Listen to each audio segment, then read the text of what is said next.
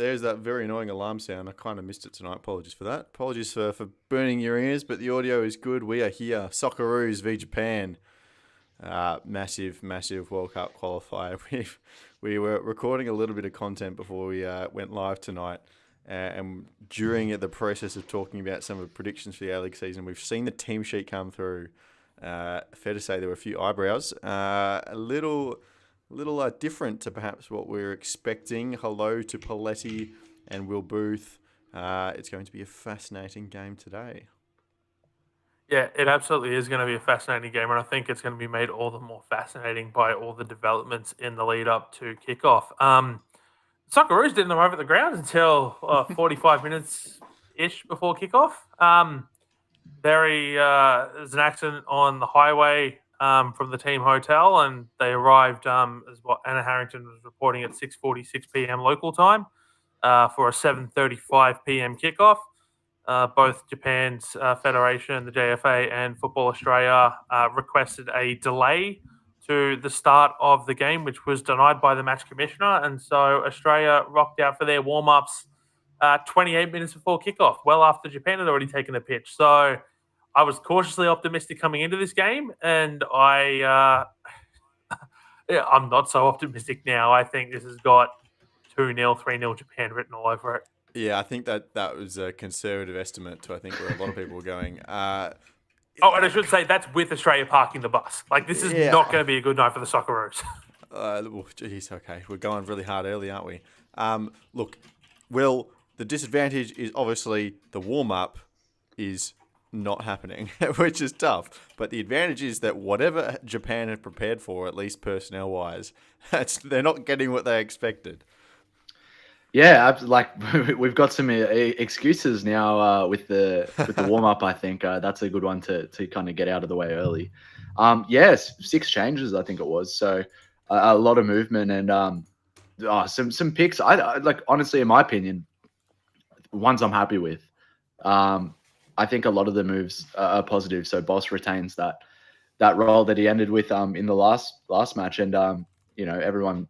The big one, obviously, is Bratton comes into the middle. Everyone was kind of expecting Bacchus, I think, there. But, I'm not going to write him off. I think we know the job that Bratton does. And I think this game, can call for a player like that with the experience he has in big games. So, yeah, as surprising as it is, I don't think it's the wrong move necessarily. Gauchi keeps the number 1 spot, which is what we were saying last stream. So that's a big decision that Popper has made, and obviously sees enough in him and saw enough in the previous game to warrant keeping his spot. So that's another kind of exciting one. I think the biggest call was replacing Goodwin and Irankunda with the 2 more traditional number 10s who can play in that pocket and the top of that box midfield. So look, Goodwin looked good in pieces last match, and I think he was, he's always been consistently one of our better players. So it does look odd, and I saw a lot of people questioning it. But in reality, I think the 2 players he's gone with, McGree and Hrustic, have suit the system a lot better. So I'm excited to see them from the get-go, as surprising as that is as well. Tough for Irankunda and Goodwin to miss out, but I think Irankunda has done a lot off the bench as well. I think, I'm excited to see how it all works. And as controversial it is, I do believe it's the right decision personnel wise in the top of that box. Interesting. Okay, because I think a lot of the sentiment was definitely that Irankunda step out, come off the bench. He's not really used to playing this role either, so he'll have to become accustomed to that. McGree obviously came and made an impact off the bench. Jacob, hello, by the way, welcome in. You're back. Clutch is relieved. He said, no, Christian, my bingo card is dead. Jacob's here. The bingo card is so back. So you have got a little bit of love in the chat already. Because McGree obviously coming in is great. But then great. You look at Goodwin and, he actually performed really quite well in that role. So I think that him for Hrustic is maybe the more surprising. But you look at, what we've been saying in the last couple of weeks in terms of, only having maybe 3 or 4 training sessions plus the games. You got to experiment in the games as well. So Hrustic is getting his opportunity here. And I think what we'll see because of that is the wingbacks getting much, much, much more involved than they were in the game against China, which is one of those things that in build-up I just thought they were a bit underutilized. I thought Miller in particular was making some fantastic runs and was forcing the Chinese left winger into a really difficult situation of trying to cover the space that Goodwin was in whilst also tracking the run of Miller, without leaving that to the defenders who were themselves occupied with, Duke and Aaron Kunda and things like that. So it will be interesting to see. I'm assuming that they'll have a much more involved role in the attacking third in this game. And look, in terms of him switching up personnel and things, it doesn't come as a surprise because that's obviously something that he's done as a coach. His whole career really has been, very much focused on personnel over tactical adjustments. So if you need to change in something, it'll be a substitution and a change of players rather than a change of roles and switching up the formation and things. And he said in the post-match press conference after the China game, he said, we've had to sit down as sort of a coaching staff and looked at the squad that we've got, and we think that we can get the best out of the squad using a back three and having these wing backs and no conventional wingers in the team. So he seems pretty set on it at the most part, for the most part, with the squad that he has at the moment. So I don't think, it's any surprise to see him making a couple of tweaks with personnel. I think McGree's obviously a smart one to start because the impact that he had in the game against China was immense. It was one of those ones where, perhaps the ratings didn't necessarily show how good he was because his movement off the ball is fantastic to free up space, and he worked really well with Jackson Irvine in particular, who I think really struggled in that first half to break into the game, but Irvine had a slightly more advanced role in that second half and looked really good in that the role we've seen him play for his club in Germany at St. Pauli, a bit more higher up the pitch, receiving those line breaking passes from the likes of Jason Guerrier, and being able to progress the ball there, and then having McGree free up that space for him was huge as well. So I expect big things from that partnership today as well. But I think the big question is going to be defensively, how is this team going to do? Because the struggle against China was shipping that goal early. And I think had they not done that, it would have been a much more comfortable win. And we wouldn't be talking about, what changes does Popovic need to make? But the reality of the matter is that goal was conceded early in the game, and it was from a defensive mistake. It's something that's got to be stamped out. And I thought when Jason Guerrier came in for Deng, I thought that he looked fantastic. I don't think he lost a duel defensively. I haven't checked that, but just from the eye test from being at the game, I don't think he lost a single duel, and he just looked really, really assured defensively, which I think is what's more needed in a back three. You need to back yourself because you don't have that extra defender there at all times, and perhaps Deng, not quite used to that, and making a little mistake to lose that headed duel, and and then it was the mix up between Sutar and Rolls as to who was tracking the runner and things like that. That's just got to be ironed out. And look, we can expect those sorts of things because this is a new system for these players and for this squad. They're not used to it yet. But it's definitely that's, I think, the big worry moving forwards is defensively, the setup, the structure, making sure that everybody knows what their role is and how they're supposed to play it, because it did look a little bit disjointed, particularly in that first half against China. All right. Well, kickoff is underway. Please, I'll go to you. I know you're just joining us for the intro here. You came to cover while we were getting the rest of our crew into the call and organised from dinner, it looks like. Any parting words for us as we have kickoff here? Look, I know I said like 2-0, 3-0 sort of vibe. Look, I mean, it could be that. I think this is going to be a very fascinating game. Maybe it's because I haven't been paying enough attention throughout this sort of qualifying process, throughout both the second and third rounds, to anyone who is in Australia. But I've just seen Japan's home kit, and it's not what you would associate with the Samurai Blue. It's not the ocean blue that you'd expect. This is sort of like a very darker sort of blue, and I think it's utter woke nonsense. Bring back the ocean blue. This is not what a Japan home kit is supposed to look like. But look, overall, I just want to see Australia put in a good performance, regardless of the result, I think is what I want out of this game. And I want to see Luke Bratton do well. Becomes the oldest Socceroo to make their debut in an A international, beating Bruno Fornaroli. Wow. Sorry, the oldest one to do it since 1963, at 34 years and 221 days. Surpassing Bruno Fornaroli, 34 years and 199 days, which was also against Japan on the 24th of March. in 2022. So very much excited to see how Bratton can do in Tony Popovic's system. And yeah, I just want to see Socceroos do well. So those are my parting words. May you all have a wonderful live stream. May everyone in the chat enjoy this stream. And I will see you all at a later point. Goodbye. Thank you, Paletti. Catch you later. See ya. I think, Who would guess look, that Paletti would become the stats person, hey? yeah, you're not wrong. If there's ever a game for the Aussie DNA to just shine through, away from home against Japan, never won there before in a World Cup qualifier. You've got, only 50 minutes getting off the bus. Both teams have asked for a delayed game. The AFC have said, no, you're not going to have it. New coach, new system, 6 changes. The Australians are supposed to lose this game. So, the DNA, got to push through. They're in with a chance, surely. Surely there's a chance. 5-0. There's always a chance. But, Which way? I think that might be a bit. I think that might be a bit optimistic, Will. No, I think you know which way. No, it's not Socceroos' way. I think that the chat in the lead up to the game has been on the money. I think Japan are so far ahead of us in development and in their whole system in the domestic setup that I'm expecting very, very little. But as Paletti said, I'd still like to see us.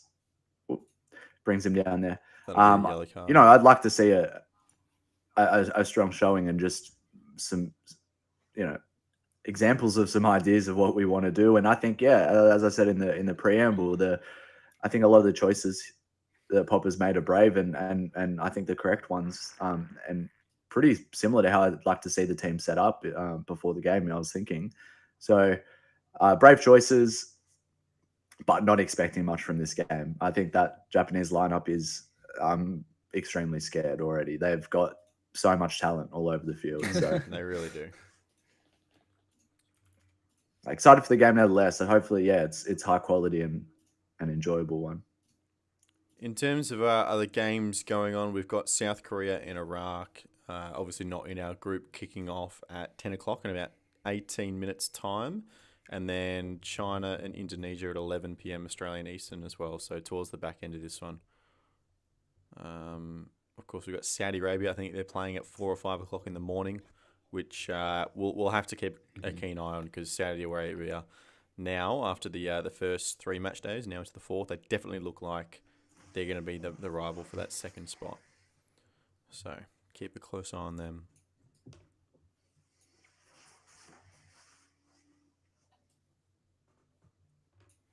You know what, Will? I don't want just a good performance. I want to win here. Go do it away from home. Why not? I'd love a win. It's not that I don't want it, Lockie. I just don't think wanting it is enough. Hey, no Endo as they just said is good. No Endo, who's probably one of their best players. Look at Matoma. No, Mino. That's it. They've got so many options though that I don't think it matters. So Kubo comes in to start. He didn't start their last match. So they've had a little bit of a reshuffle, but obviously Matoma, we know what he can do from the Prem. I think slow to start this season, but such a capable player. Oh dear, they're toying with us. Oh my god, Kubo will be very tricky there. It's a little static, isn't it? That defending. He's on as well. Yeah. But they do look to see. We'll see how it actually lines up. But it does appear to be a similar system. I just briefly watched highlights of them, so I haven't seen too much of the whole setup. But it looks to be a similar thing to what we've got going on. So we'll be interesting to see how that plays out as well. Clutch says Saudi Arabia managed to put up a decent fight against Japan by being very physical, but Kubo is starting is very scary. Yeah. Look, they're a good team. They have so many quality players. Yeah. It looks like Jacob off the offset, kind of a 5-4-1, out of possession. Look, which isn't like unfamiliar. Like we think back to the World Cup, it was more a 4-5-1, so the extra number was in the midfield line. But sitting back in two flat lines with Mitchell Duke up top as your rescue option if you somehow get the ball, that's not unfamiliar, right? So it looks like they'll hunker down when they need to. Yeah, we were having a bit of a joke about it in the press box for the China game of that's the Australian DNA coming out right there of having just Duke up top and trying to ping the ball into him and things. But I think that credit to Popovic and the staff for being able to implement it at least feels different. I know that people were complaining that the build-up was slow, lethargic. There was just lots of recycling of possession. But I don't think that was down to the Socceroos not having the talent to do it. That was down to China making some fantastic defensive adjustments to completely neutralize the plan that Australia went out there with. I think that a different team like Japan, we might see things play out differently, but we saw it in the second half of exactly how it's supposed to look when it does work. It's getting your playmakers on the ball in space in those half spaces, like your Craig Goodwins, or in this case, it's going to be Frustich and McGree are going to be getting on the ball in those areas. And we know what they can do when they've got the ball in those areas. And that's exactly what Popovic is trying to do. He said, it's about making sure that we can get our attacking players in the best areas for them, figuring out what their best positions are so that they can have the best impact that they can on the game. And, I think that that's what having no wingers in the side and having these 2 10s sort of floating slightly wider, I think that's exactly what it does. And yeah, it's not exciting football by any means, but it's extremely effective from, at least what I could see in the China game. It may be not the most convincing of scorelines and not what you would have liked to see against a slightly lesser opposition and a China side that were missing a couple of players and aren't as strong as they have been in recent years. So this is going to be a real test of the system and whether it works, against really high quality opposition. But I've got a little bit of faith in it. I do think that it makes sense, right? If you've not got faith in, your wingers to operate as out and out wingers, and you don't have your faith in your striker to be able to be sort of that target man who, Duke, he can be that, but we've seen him for Australia miss so many headers when he's wide open, and especially under Arnold, it was a big sticking point was why does Duke keep getting the starting spot? He's missing these chances.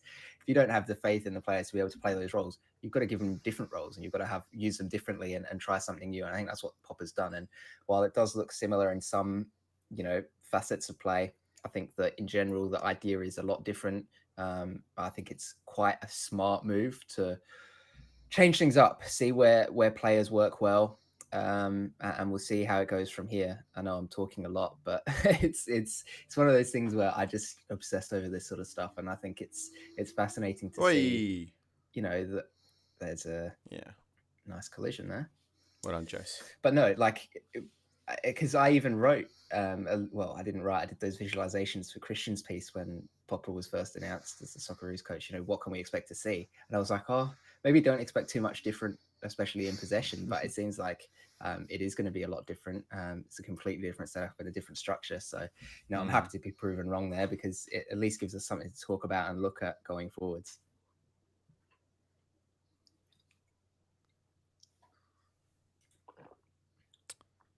Yeah, jeez. It feels like Japan are going to dominate possession in this game. I feel like we just wanted a free kick in midfield and gave it up within 5 seconds. Go on, Irvine. I think we need to savor every moment of possession in this game. We will not have the ball. I think less than 30%. Yeah. 35. 35, okay. I'll give you that. It's it's often cheap commentary to say they're not a big team and just whip it in the box. But from the set piece we saw already, we had I think it was Frustich, already won the header on the edge of the box. So it was Duke. Yeah. There we go. So yeah, I mean, if that's how it has to happen, it has to happen that way. I'm not gonna worry about where this goal does come from if it does arrive. But yeah, if we do find our way, earning corners and getting it up there, I think it's a good chance that something comes of that. So that's my future view. how the goal will happen. And I don't think it's, I'm out of place to say that. I feel like also to a certain extent, I wonder if like the rotation of the players, I wonder if it was like if this was his ideal starting 11, like best 11 all along. Like if you like maybe the B players were played in the China game, and this is what Popovic envisioned as his starting 11 the whole time. I don't know. Well, the other thing I think as well is people talking about, Goodwin's omission. I think that he could play the Boz role that he's got in that sort of wing back, because he did for Adelaide United for a long portion of his career. And in terms of defensive duty, from what I noticed, they tended to keep one wing back a little higher up the pitch anyway, and it was sort of a 4-2-4 formation defensively for Australia against China. So I think that, while people are talking about, Goodwin's missing out, I do think that he's interchangeable with Boss here, and he's also then capable of playing that 10 role as well, that they've got McGree and Fristic in rather than him and Irankunda. So, his versatility offers a lot to the squad, and I don't think it's a case of him missing out because he's not good enough. Obviously was the best player on the pitch in the last match, but I think it's probably just a case of he's got some versatility, and Popper wants to try out and see what Boss can do in that wing back role, and what McGree can offer, for a full or at least for a start. I probably won't play the full 90, but see what he can do in a first half of a game, and what he offers early on. Not going in at halves with these challenges, hey? Yeah. VAR checking possible red card. Please. That's the biggest stretch I've seen. No, yeah, as you said, Lockie, it could have been the B lineup in a few positions against China. I'm just really excited to see Fristic and McGree start together. I think they've only started one game previously together in their whole tenure. Only once they've started in a match together. They've been on the park more, but it would be one of them coming off the bench, and so I do like that Popper backs that combination, and I think it's we've said it. I think they're the best options that we've got in that role right now.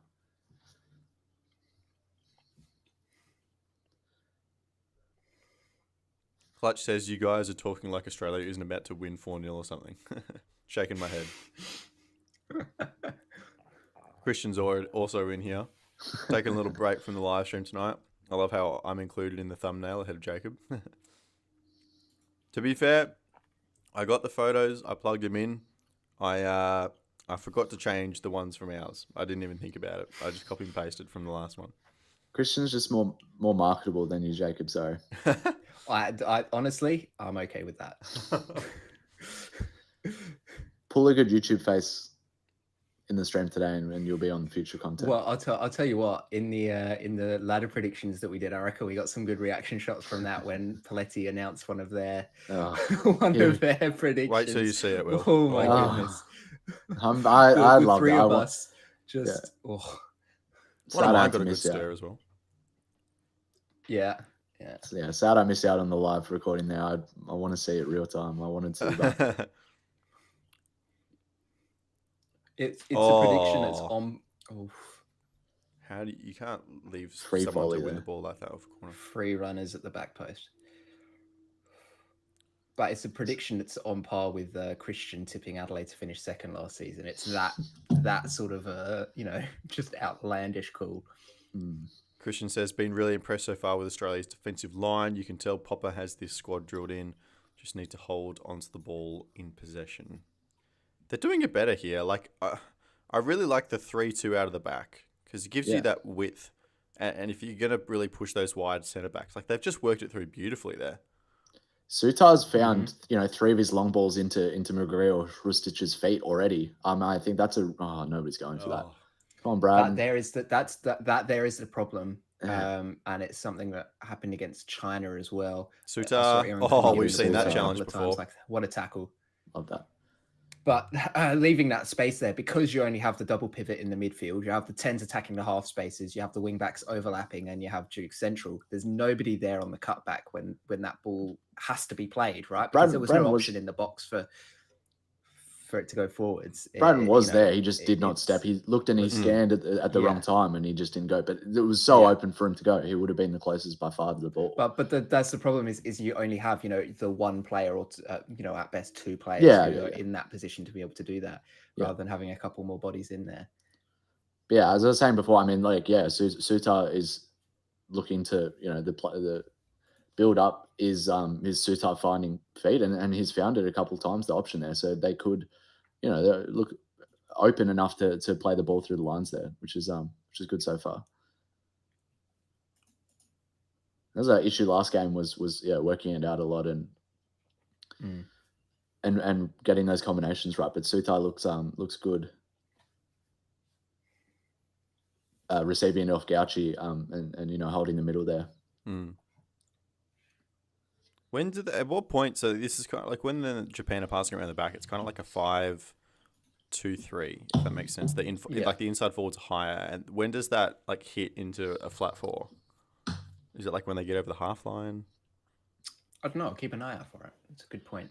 They've got different phases already. So Morita, the captain, was already dropping in to form just a back 2, and he was on the ball. And then the wide centre backs for them would push up and into like this 2-3-5 kind of thing already. So they're good enough. They will have multiple phases of shape and just many different options, and they looked super well versed in all of them as well. What I will say is interesting is seeing the number of teams now that are sort of re-adopting a back 3 in possession, because it sort of phased out recently, you know, in conventional sort of tactical wisdom. Back 3, you don't need it. You just need your 2, because your goalkeeper can step up and be that third ball player. And it gives you an extra body in the midfield, which that means you can move an extra midfielder forwards and have another attacking threat. We're sort of seeing it now. We've seen it with a bunch of A-League clubs throughout the off-season. We're seeing it now with the Socceroos. A back 3 in possession. I think the idea is that you've then always got that one extra option when you're in the build-up phase. So much earlier on in possession, as Japan can break here. Kubo. Oh, geez, his feet is so quick, aren't they? Yeah. It's insane.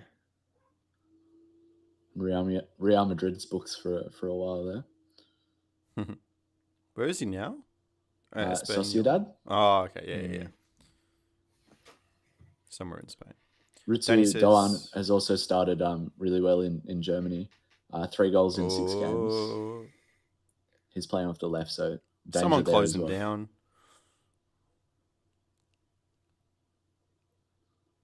Jeez, you just get scared every time they get near the box, eh? That's loose there. I'll take that. So that's like me trying to cross on FIFA.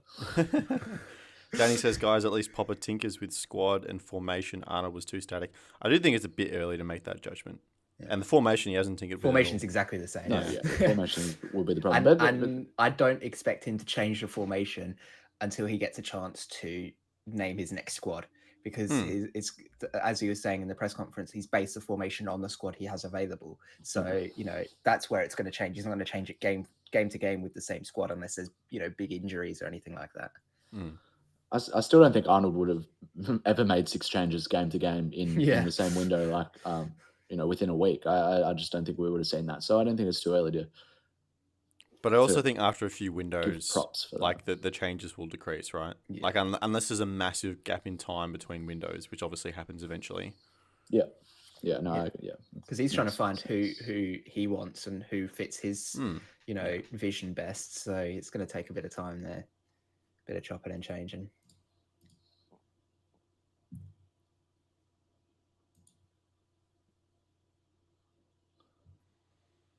Get up, boys.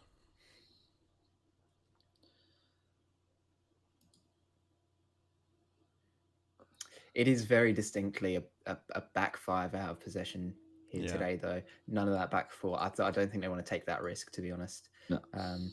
Especially with the threat that Japan are already having from the wide areas, as I mentioned it. Danny, no, we weren't saying that Arnold plays with the back 3, just that this is the formation that Popovic ran in the last game as well. Like the formation between these 2 games and the China game, exactly the same. Oh, Such Good ball. fantastic ball. Oh, jeez. Yeah, Jacob is saying like the back three is kind of somewhat coming back into fashion, but I do think it's just a product of what you have. I mean, we see a lot. Oh, it's just onside there. What a run! We see teams play with 4 centre backs because Yeah, they're capable of stepping up into midfield and inverting or pushing on as well. yeah, We saw Itakura there was, the player to receive the ball on the 18-yard after the rebound from the cross. yeah. So, he's trusted enough to push that far forward. I think it's just pretty solely based on the personnel you have and what do you think you can do with them. Yeah. And the managers that are seemingly, this is definitely in clubland where you have, longer to work with your players, but we're seeing managers that back their players to play anywhere and start with 4 centre backs, but as John Stones is an example, Bastoni, the centre backs who are good enough to step up into anywhere on the field basically. So we just don't have much faith in the player. Maybe Chikati can be that player. Oh, well done. Well read. Well done, Geordie. Look, go Bagri. You got so much space. Oh, but yeah, we just seem to produce players that are more one-dimensional than others around the world. So, well, and I think that's because development. At least here in Australia, club football is still developing tactically. And I know over the last couple of seasons, we've seen coaches come in with some new ideas and some interesting stuff that sort of not replicates, but takes from what we're seeing overseas in the big European leagues. Yeah. That was a bit of a heart in mouth moment there. Maybe a yellow there. Did he get him with the high boot?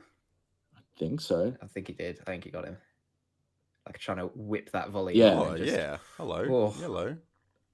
He didn't go down straight away over him, but then after the ball was clear, he went down. It would have hurt. Absolutely would hurt. Put his body on line, made sure the ball was gone before he. Christian says only a matter of time before we get punished from one of these turnovers. Even if it means holding some meaningless possession, it will settle the team into the game before it's too late. Look, I think the danger zone is past now, especially the whole warm-up situation. They didn't get the perfect run into the game. We're now 25 minutes in and it's 0-0. So I think that's a win, you would say, at last. And, it's not a super aggressive press, Jacob, but it's enough that you can't just pass it around the back, right? Yeah, it's more of a nuisance than anything. It's a case of, well, we can't just step off completely and give them all the time in the world on the ball because that's obviously not gonna work. We've got to force the issue, but we don't want to overextend ourselves and leave a lot of space in the midfield. So, it's not a surprise to see a little sort of. It's almost a constant one-on-one press, right? And it's man on man. So if your player receives the ball, you press up and the other player will drop off and cover, and it's nothing too extravagant or crazy.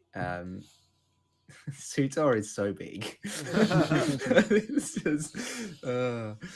That's crazy. But yeah, he's a big boy. Yeah, the press isn't anything spectacular. One thing I would like to see Australia do, which they look like they might be starting to do here a little bit, is dropping those 2 wider players, those 2 10s defensively into a midfield and having a 5-4-1 rather than a 5-2-3, because where Japan have looked really good is in transition through the midfield, and having just an extra body or 2 there to hopefully at least try and slow them up a little bit, would be massive. They're pretty flat with Braden and Irvine there, but yeah, they were in that phase. Yeah, it depends where Japan have the ball. When Japan will hire up the field, then they'd push the back line. Yeah, well, that's where I think that having just having less of a pressing structure would then allow McGree and Kristich to drop back in defence because they're not overcommitted in the press, so they can still cover a little bit of space. All right, but we're 25 minutes in. I've seen the comments come through. I guess we're having this conversation now. Nathan says, "How are you watching it?" And John says, "Such BS that this is on free-to-air TV." We are watching on Paramount Plus. Under the current rights deal for the national teams, the away Socceroos World Cup qualifiers are not on 10 Play or the terrestrial TV. They are on Paramount Plus, the streaming service. Look, obviously, it would be great if all the games are free to air, but the facts are that they have to make money somehow. Paramount Plus, number one, is not as bad as it used to be. It's like a competent streaming service now. and it's actually a lot cheaper than a lot of the others are as well. So, look, I think it's like $7 for a month. 23 cents a day. 23 cents a day. Nathan, yeah, Paramount Plus, you can go sign up quickly and watch the game. It's not that bad, and at the end of the day, it's money that's supporting football as well. So I think it's quite. I think it's one of the cheapest streaming services available, isn't it? As well. Absolutely. So yeah, even if you're just getting it just for the football, it's not that bad a deal, considering that Optus Sport. Okay, yeah, you're getting a few leagues on that, but you're paying out more for that. You're getting the A League, you're getting the Socceroos, Tilly's on Paramount as well. Yeah. Clutch has just come in and said free on FIFA Plus in the USA for anyone with a There you go. That is your other option. Not endorsed by our channel, but there are always the options there. alternatives. Of course, Clutch is actually in the USA as well. Yeah, Clutch you're fine. But it is really good value. Like I don't even. It's not really a question. I know, everyone has different levels they can commit financially to all these streaming platforms, and they do add up. But you get a lot of content, and this week is A-League week, where it becomes just mega value for everything. Oh, you get. massive! And it's not like this has changed recently, where these away qualifiers are paywalled. It's been that way for so long, and I don't know how people keep getting surprised by it. I know it's frustrating, but it's just that's how it's been. Bit of off the ball there. It's foul. It says basically a coffee a month, cheaper than a coffee where I live. Bloody gentrified. Hey, you don't even live in Melbourne, mate. Yeah, my suburb would be picked up and plopped in Melbourne and would be really. Okay. Let's not even start the cost of living debate when I'm here. No, it's just a coffee debate. We're just a coffee debate. Coffee. Mate, there's some there's some coffee around here. I don't want to dox myself on stream, but there is. Will's coffee. full address is. Danny says, "Boys, give us some names pushing for selection next squad." Will, I'm going to handball that one straight to you. I know you'd be bursting at a question like that. Look, I don't want to be seen as being biased or anything to any team because I don't follow any team in the A-League. But Triantis, Nisbet, and Ballard should be in the next squad.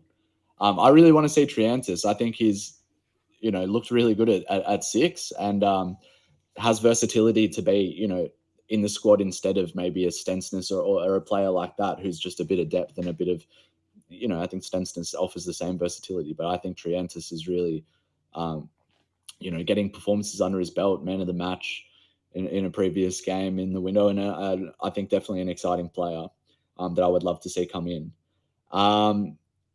In others, we have, returning bigger names. I think, Yengi comes back in, I think, pretty comfortably. Yeah. I think the striker position is something that is not nailed down at all.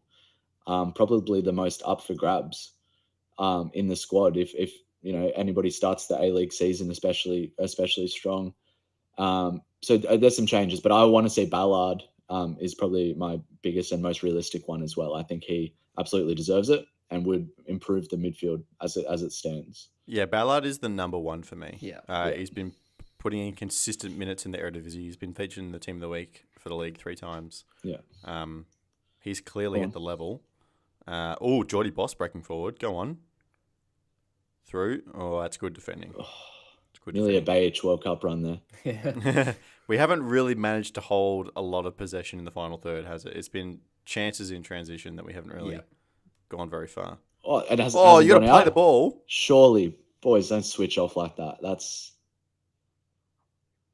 It's far in out. behind. Oh, now That's he's so calling simple. offside. Mate, I would be apoplectic if my team did that, let alone Socceroos all just stand there with their hands up like schoolboy. Look at That's Jordan one thing Boss. I hate is I hate it. Offsides, and they they'll just stop call it with it. a hand. You're not Like, going to there's do anything VAR by now. putting a hand up. VAR now is going to catch Yes. it if it's offside. Like, I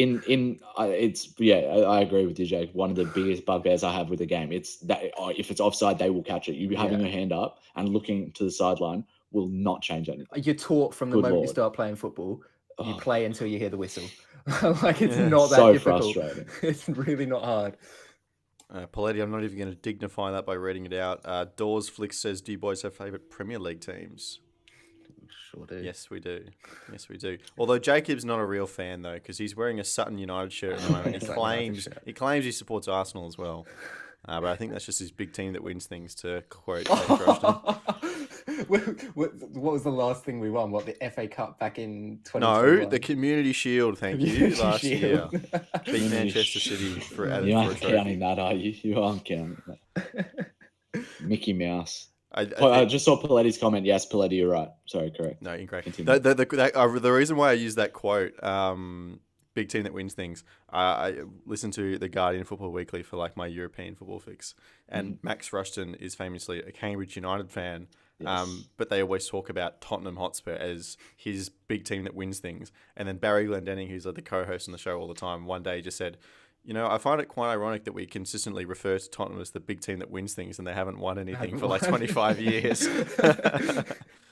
That's good. But I'm an Arsenal fan as well, and Will is Newcastle. Yeah. Big team that doesn't win anything. Not yet. And Former now, big team. morally- and starting to morally back do up. No, always been a big team. I think big team means, the supporters and that history. kind of Fair, experience, fair. history. The fans rock up every year, pack it out. I think, that's what I'm Big referring team to. if you're when I talking say about big team. the away stand as well. Bloody Yeah. 25,000 meters in the air or whatever it is. And the walk into the stadium as well is just uphill, straight uphill. Paletti, as Arsenal fans, do either of you have any thoughts on Jonas Eidvel's resignation? Look, I will admit I'm not heavily involved in the women's team, but I know is he that actually a gone? lot of people don't He like is, him. Yeah. Thank So Lord. it seems to be a positive reaction to it, so I'm on board. Yeah, I'm on no, board. we were literally filming. I think it was the ladder predictions video when I saw that come through on my Twitter, and I was like trying to hide my reaction. I don't know if I did a good enough job, but I was surprised he resigned. To be honest, I mean, I'm kind of glad he did, and that it didn't stretch out into this whole. What a hit! Bit That wide. was close. Yeah, but happy that it didn't sort of stretch out into this prolonged thing of a battle of players versus coach versus club versus fans. But I saw a comment which I think encapsulates it perfectly, because a lot of the women's team fans have been pretty upset with Jonas and the football he's played and squad decisions and things like Yeah. that. And there was somebody had spray painted Jonas out on a wall outside the Emirates, and somebody commented, this just goes to show how far women's football has come when they're having their own Arsene Wenger debate. It's like And he 100%, didn't have I mean- anywhere near the same amount of success. Clutch The says ding WS ding, the witch is dead. I caught it before you deleted that message. I caught it. Jonas out equals party time. Obviously, Clutch is happy about it. Look, I vividly remember being at Marble for the All-Stars game last year as well, and him just getting defiantly booed every time he popped up on the screen as well. So it's clear he wasn't popular. Yeah. No, it's good that like, as we said, WSL has had they're up to date now with I saw the unemployment forms being held up in the stands as well. Yeah, with with his details filled out. So they grow up so fast. they're in their Barclays women's Yeah. Premier League Yeah, pure Barclays. Pure yeah. Barclays. period of time. Yeah, it's good. But it's going to be interesting to see who comes in to replace him. And it's a bit Pony Gustafsson. Yeah. No, but definitely it's like a team that's underperformed the last couple of seasons and made some they should be made some doing odd better. We decisions. have such a good squad. Like, should be doing so much better. Let's use John here to bring us back on track for our actual subject tonight. Are we playing okay? I take it, John, you're not watching on Paramount Plus. Look, I think they're doing okay for what they've been set up to do, and they're clearly being really trying to plug the holes in possession. The balls over the top from Japan have been where they've gotten probably the most success moving forward, but the Socceroos have dealt with them okay enough. Obviously, it's 0-0, but we're seeing right now they're getting forward into that shoulder of the box. A bit of physicality wins it there, but they're getting into those pockets of the penalty box very frequently. So a couple of shots from there have been close. So that's the danger. It's in behind again though. These little 1-2 passes, they create triangles and they overload 2-3v1 on the wider defenders. They just get in behind so smoothly and so easily. And we're yet to really see an adjustment from Popovic to try and stop that from happening, whether that's bringing across another player with the marking systems to try and shore that up or whatever. But yeah, Japan are just finding way too much success in wider areas at the moment. The two wing backs really struggling with it. Good long ball into Duke. Oh, he's all over him. It's been a very physical game, and the ref is has. not calling a lot. Like for both ways, there have been instances where it probably should have been called fouls, and it's been just let go. So Go on, McGree. Skip around him. If there's anyone that can dance around a defense somewhat closely to what like the Japanese wingers are doing for us, it's Riley McGree. yeah, he's just so good. Clutch says, honestly, 0-0 at halftime would feel like a win. Essentially. Yes. It would definitely be fully in the whole game world at that point. And Danny says there's a couple of Aussies doing well on the EPL youth sides too. Yeah, absolutely. I think Cam Pepion is the best example of that over at Brighton. Tearing it up. He's featured in a few matchday squads for the senior team. Hasn't got serious minutes yet, though, I don't think. Yeah. Needs a move now, I think, is now or never. If he's performing like that and still not getting a look in any actual matchday squad. How I think old he is was he in now? the cup he came. He's 22 or 23. Jeez, yeah, he really needs a move then. I think I saw. Let's check that. But I thought he was a little bit younger than that, but I could be wrong. I think he's near the end of his 22. 22. Just 22. But yeah, There you go. it was 22 to 23. The other day, I think it was a goal and a couple of assists. I think 3 or 4 assists. So, you know, he's too good for the Premier League too, but Hertzler doesn't see him as part of the first 10 plans. So I think a move is makes sense. Another player who is kind of in that category is Tyrese Francois, who just got a move as well. League One, Jacob, you know more. Lower England leagues. I can't remember exactly. I love my lower league football. Let's have a look. Wigan. There we go. Yeah. League One with Wigan. But he was another player who, you know, is 24 now and bounced around in the Premier League 2, the under 23 competition. So got to have these players that step up and find a club.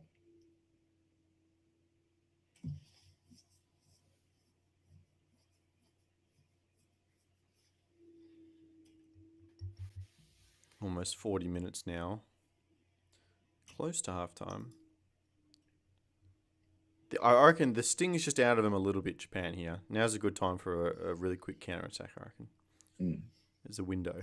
Snap one just before halftime, perfect. Yeah. I think the most likely threat from the counter has been Jordi Boss so far. He does well to win the ball and then just immediately drive with it. He doesn't have to think about it. He knows there's space ahead of me. I'm just going to run into it and hope something opens up. And so far, it hasn't opened up for him. No, that's not there. He's right in front of it. He was about to give it to us. Oh my! Back yourself. I hate that. Well, like that's your call, assistant, and he was going the other way. Just because the ref, like, oh. Anyway, we move on. There's a throw in. Yeah, but game's gone now.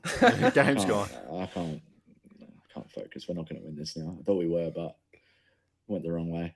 And you guys call me crazy for my takes on refereeing decisions in national games.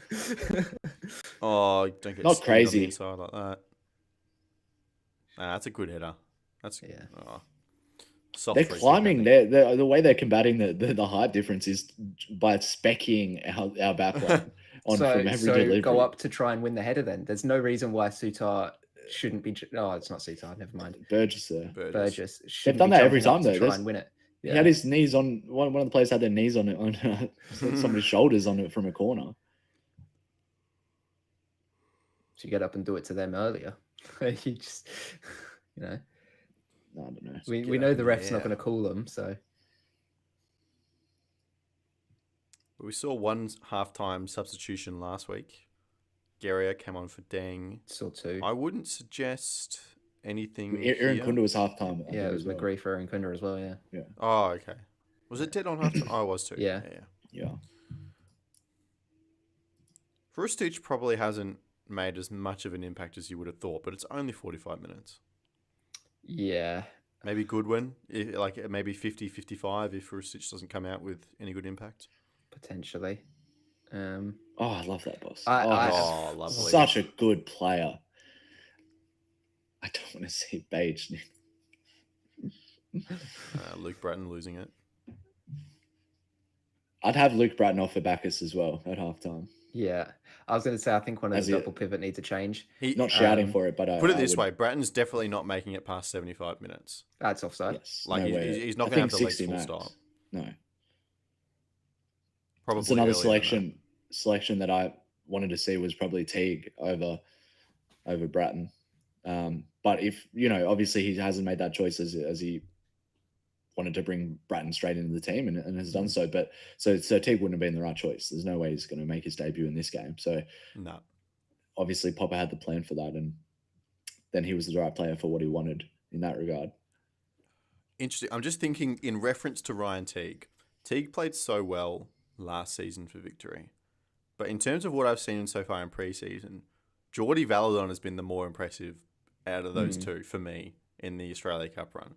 So I'm just thinking, obviously, because people are talking about Teague is not far off the Australia squad, and then I'm thinking Geordie Valadon's actually had a better start to the campaign than Ryan Teague. Maybe he's not a million miles away. Is he part of the Ollie Roos, Geordie? Oh, that's what I was just looking up, because I know that Teague definitely came through. Teague definitely. He's part of the Ollie Roos, yeah. I think like a recent addition. I'll have to double check. Yeah, it is funny though how that often is the case, where you have the one player that everybody's talking about is sort of potentially future Socceroo, and then it's another player that comes in and does just as well or better, and sort of takes the shine off it. We had it in Adelaide, right, with Johnny Yull. Everybody's touting him as the next number 8 for Australia, and then Ethan Alligator has come in and just been one of the best young box-to-box midfielders in the A-League last season, and has cemented his spot in the starting lineup over Yull. So it's same thing there in Victory with Teague and Valadon, where you got two really quality players, one who's always had that sort of label attached to him of being getting closer and closer to the senior team, and then the other one comes in and sort of steals the thunder a little bit. Man, I'm so keen for the A-League. Yeah. Such a long off season. Wait. Just because we've built it up so much as well. Like, we've been talking about it twice a week on the podcast for so long. Yeah. I want to get stuck in. So ready. But also, I'm completely ready to write it off after round 4. That season done. the league or Adelaide United? Well, yeah. Yeah, Adelaide. Not the league. Come on. Not the league. I think the league is going to be really exciting because there's a bunch of teams, and we talked about this in the ladder prediction, just really difficult to place. And, it's sort of that grouping from about 4th to like 8th or 9th where teams could do anything really in that area, and who makes finals, who doesn't. I think it could be really exciting. Clutch is asking what the heck are the Ollie Roos, the Olympic team? Yes, to be honest, Yes. not because of the wordplay that you've alluded to. The Ollie Roos is just the nickname for our under-23 men's side. It's kind of an Australian thing. We have these like Australian animal or fauna related names for all of our kind of different national teams in different sports, and it just so happens that the Ollie Roos are ours for the under-23s. Yeah, it's the Roos for the football, and I don't know what any of the other. When's it gonna go? I don't know if it will ever, leave as something we do. But what do you mean? The nicknaming thing, like the nickname becoming the name teams, for the team rather than just being not in global sports. Have it in your niche, Olympic sports that nobody cares about. Well, I think it's honestly becoming even more relevant when you talk about the prominence of women's sport generally. It's like, well, you have to make a clarification between Australian national team anyway. Like, if you have these nicknames, surely it makes things simpler. Yeah. It's also a brand thing as well. Like especially in a competitive sporting market like Australia, Socceroos and Matildas stand out. Matildas absolutely can stay.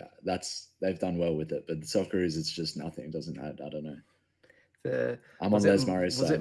Was it Martin Tyler that had that big rant once on a World Cup broadcast about, stop calling yourselves the Socceroos, you should be proud to be called Australia or something like that. I think it was. Oh, really? Martin Tyler, yeah. I and he think so, refused to call them the Socceroos in every broadcast. He's like, I'm calling them Australia because that's the country they represent. Like that's the team. Like Les Murray also did that. Didn't never called them Socceroos, right? It just cheapens it. I don't know. Yeah, it's an interesting conversation. I don't mind it as a nickname, but it's like when that's the name of the team. Like it's. So should we put a line in the sand now? Should we start calling them Australia during the podcast? I do as much as I can. That's too much effort. I think I just don't say Socceroos. I just don't say anything when referring to them. It's just them. Those guys, those fellas there. The ones on the pitch. The yellow ones. Paletti says, fun fact, the Australian national quad ball team is nicknamed the Drop Bears. Perfect. There you go, Clutch. Be wary of them if you ever do come out here to Australia. Watch out for the Drop Bears. They get ya. Clutch says, I enjoy the nicknames. They add a level of community to it. Being their primary name is a little strange. That's fair. Every national team has a nickname. Samurai Blue, as Paletti said earlier. That's fine. Yeah. Got the three lines. I hate it when it's on broadcast, when it's on ladders, when it's on. That's not where I want it. All right. You know what? We'll do it for the next window, for the end of this window, and for the next one. We'll make a conscious effort to go Australia rather than Socceroos, and we'll see how it sits. Well, I have a lot of pull on this podcast. I didn't realize that. That's excellent. Very nice. All right. Well, it is half time. We're a few minutes in, but we were chatting, so let it sit there for a little while. 0-0. I think we can say that we're content with that first half, especially considering some people's expectations of getting blown out of the water. I only arrived at the stadium 50 minutes before kickoff. It's always going to be tough. So, yeah. It was all right, Jacob. It was all right. Yeah. I think they did what they set out to do. Didn't make any silly mistakes. It's about as much as you can ask for. I would have liked to have seen a bit more dynamism in the front third. I think you touched on it, Lockie, where it's just losing possession there quite easily and don't really look a massive threat. I think Jordy Boss has looked the best in transition going forwards. And Hrustic has been a bit absent, but that's because the ball hasn't really come across onto that side of the pitch as much. So I would like to see them sort of spreading possession out a little bit when they are on the ball. Because it has been quite a lot down the left-hand side and in that left half space, spread it out, cause Japan, to commit one way or the other or spread themselves thin or whatever, because that's going to open up more opportunities. If you're just focusing down one wing, they're just going to shut you down because they know that it's not a threat on the other side. And that's sort of, why Irankunda was taken off for McGree in the China game, was because he just wasn't offering that threat in that area. McGree comes on, he offers it, spreads the Chinese defense out a little bit more, and Goodwin then gets his opportunities and things like that. So I think we could be seeing a similar sort of thing here. I don't think it necessitates a change of personnel. I don't think Hrustic needs to come off for that to happen, although we did touch on the possibility of bringing Goodwin on and then McGree switching across and Goodwin playing back on that left-hand side. And but I do think it can work with Hrustic in there. It's just about making sure that the ball does actually come out onto the right-hand side every now and again to keep Japan honest and make sure that they're not just, sitting back and closing down the one avenue of attack that the Socceroos have had, Australia have had this whole game. All right. Look, I was going to ask you a question, Will, but I've just seen something pop up on the timeline. I have to bring it up. Okay. I'm going to share my screen. Not offended. We haven't tried this before, but here we go. Prepared to break the whole stream. Oh, let's not get it on the big screen. Clutch has followed through with a bingo card for the live stream. That's great. This is fascinating. Lockie wears a scarf, dead center. There you go. Well done. What else have we got? JK breakdown tactics. Well, that's a gimme. I've been doing that all game. Why is that not marked off already? Yeah. Someone reads a tweet. Oh, there you go. A little bit of meta commentary there. Someone wishes they could cuss. No Christian tonight, so Christian streamers ahead. Who's as ahead? well. Palladi makes a reference. We might need to rewind the tape on that in the first Palladi 10 makes minutes They of a the might show. have done one. Yeah. I'm The not kit- sure. The kit being not as blue. Oh, Paletti said woke. That's Utter a woke reference. nonsense. Someone yeah. would- What other woke nonsense? That's a Sean Dyche reference to Yes. the meme. Surely. that's Okay, not- there you go. So what? We've got the top. You know what? Hold on. I've got a genius idea. Obviously, I don't have that Are much. you going to pull. mark him I'm off not. for him there? Yeah. Yeah, not that much pull as I got my ego checked here a bit. I just don't appear on the bingo card. That's all right. Sorry, It's Clutch. because you weren't on the China game. That's why. Yes, I was. Or were you? Sorry. you I were wasn't too. on the China game. Oh, it was Jacob. I Come forgot you were on. missing. Okay, yeah. Sorry, I just popped your ego down again. There we go. There we go. Hold on. I've got it in Paletti, MS Paint or You made a reference that went over everyone's head. No way. That is, that's crazy. Okay. Someone reads a tweet. Bang. Done. Bottom square. Paletti makes a reference in the intro. Nice. Bingo. But Done. no, we got to get all 9 surely. I win. Jacob Gotta get a breaks full down house. tactics. Oh, okay. Clutch, you haven't responded in a while. Maybe you are asleep. I'm sure it's like 4:30, 5 o'clock a.m. in the morning over there. Where me in the US does he live? It's 4:30 in LA, and 7:30 on the East Coast. To be fair, I had Jacob on there, but I changed it for me falling asleep because it's 4:30 a.m. So yeah, it's West Okay, Coast. so nothing there though. Australia did not go down early, so that is a fail. Yeah. What do I do? Maybe like a little bit of green, So, a little like- circle, noughts and crosses. Australia wins, still up there. It would be. I did love to be a bit emotional. If we I could wish- I say wish I that could, would, yeah. Cuz. Oh, I wish me too. Actually, At all points. Christian I think Christian streamed ahead. You know, he was in probably the chat. still is true. Christian think is it still is here. true. I think We he need was a just we need a streaming. word. We need a word. I wonder. What am I seeing on my live stream right now? I'm seeing Broski Alex breaking Brosk things move his down, hands. yeah. I've got it on mute, so I don't know what he's saying. But moving his hands, going left, going right, up, down. You know Wait, what? That one's My pending. content has ended.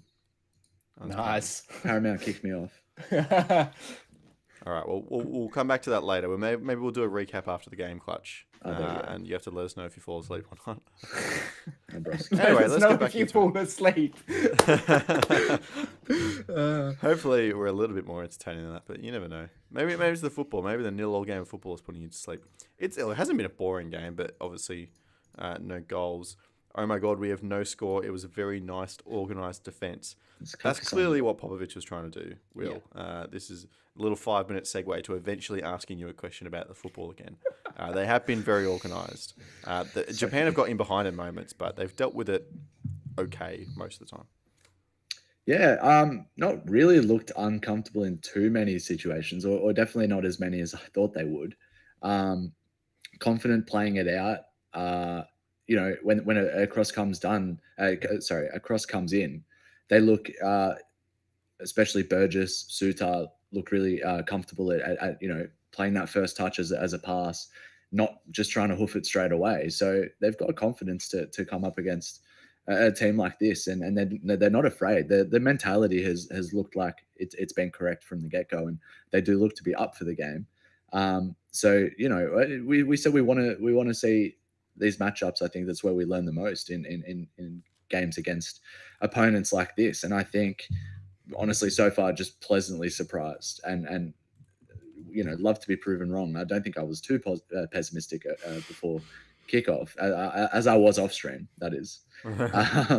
But yeah, so just pleasantly surprised. I'm happy that we have that first half performance banked away. I think that does a lot for Popovic's, you know, the optics of his management now.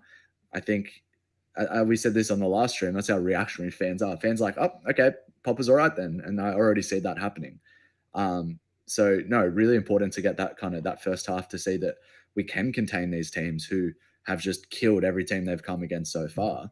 I know we saw that Saudi Arabia did contain them a little bit, and I watched a bit of that. But against any other all the other teams in the group so far, they've just torn apart from the get-go. So like really fills me with a bit of confidence, and we were joking about a win, but there could be something on the cards here, and definitely it's open enough, and we've had enough chances to try and snag something. I think Popper will be super happy in the dressing room right now, and hopefully they come out invigorated because of that, because they are still within a shot of this game. So no, massive. And even if we do hold on to the point, that's so big for the group. Then second place is pretty much in our hands.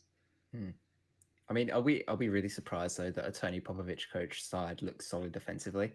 That's sort of been his philosophy.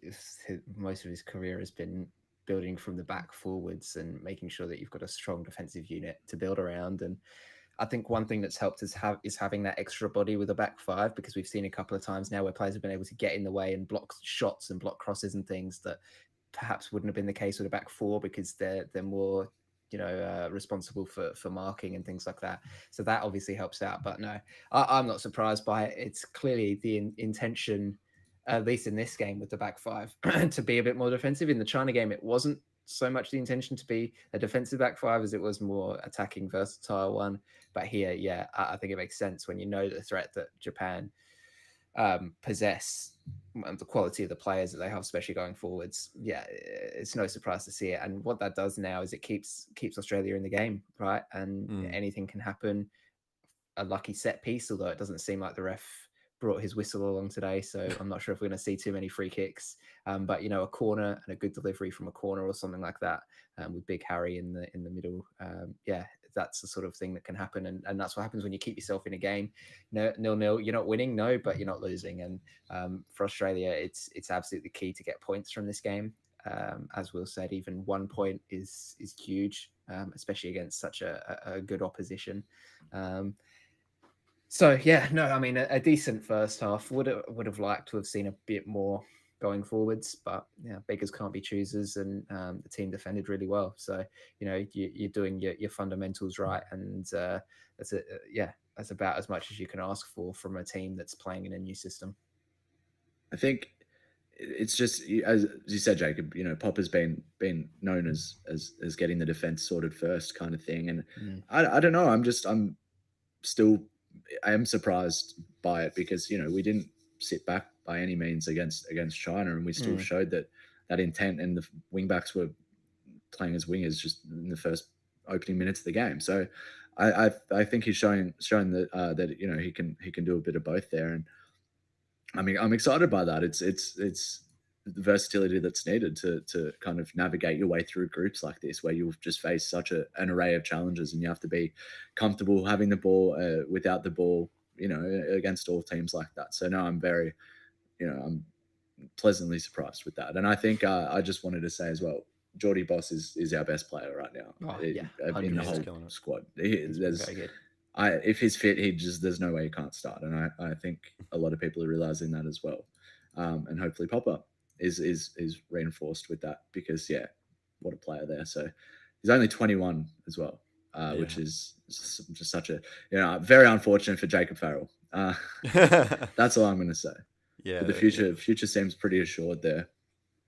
Farrell could come in as that left centre back though. That's exactly. If it does stay in this system, that would be perfect as well, I think. I have a bingo update for you. Clutch says, just checked my original bingo card and it had Will on there twice. Somehow he ended up not being on there at all. I have a copy of the original bingo card. Clutch has passed it through on Twitter. What are we working with? So a lot of them the same. Will just has a good time, which is quite on brand. That's all I wanted to have a good time. I said that at the start. I'm having a good time so far. So that's across. Okay. Well, let's do this one. Where are we on this one? Bang. Yes, makes reference. Bang. Will has a good time. We got this. Yeah. Australian ones are still up there. You both talk tactically. There we go. 6 spots down. Oof. So we need to hear back from Christian. This is a fail. We do have a fail here, but okay. Still 2 more. I don't know if you've played bingo before, but is it fill the card or is it get a line? I feel like on a 3x3 it's fill the card. No. Well, I think you can do either, and I'm basing this solely off of Some subs here. an episode of a TV show I watched where bingo just happened to be in it. But there's like bingo, and then there's Full House, and Full House is where who's Patrick Yazbek. Interesting. Oh, That's a presumably move. for Frustich. Or was it Number 20. Figure So this out, eh? No, Irvine's still on. who's 20? It was Bratton on for Bratton. Bratton. Yeah. Bratton for Yazbek. All right, well, there we go. Well, we thought Bratton would go. I mean, I thought out of anyone, Bratton would go for halftime. I just like to see Irvine in that slightly higher role he was playing in the second half against China. It's been a bit too deep for my liking in this game, and I mean part of that's because they've set up shop quite defensive to make sure that you obviously you're not conceding going into the half. But I think that he offers a great deal in terms of ball progression in the centre when he is playing that higher role, like he plays at club level. It would just be good to get him back into that, and because that's one of the criticisms is that he's obviously played quite a restricted role for the Socceroos, sort of a recycler rather than a progressor, and he's having some fantastic games over in Germany in terms of goal contributions and things, and know what he's capable of in that role. So yeah, I just want to see him playing in that role a bit more. It might even be a confidence thing, where he just doesn't quite feel confident for the national team yet to play in that role, but it's something that needs to come along quick, because especially in this game where there's not been those central channels opening up in transition, he could be the person to provide that option. Interesting pick. I feel like this game had Keanu Backus written all over it. Absolutely. Mm-hmm. Did he promise them more minutes? Did he? Maybe. He's testing the depth of the bench here. Was Yazbek even in the squad last week? In the match squad? No, he was a late one. I thought he was a late one call of up. Yeah, late call up. Right, for O'Neill.